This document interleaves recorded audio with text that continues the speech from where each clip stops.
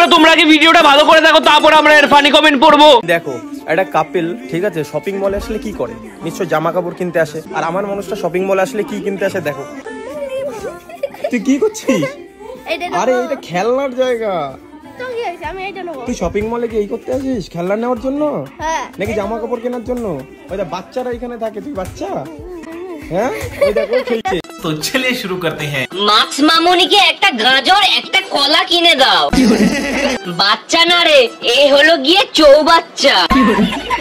মাক্স মামুনি যেভাবে হাসছে এই হাসিটা আমি কার্টুনে শুনেছি।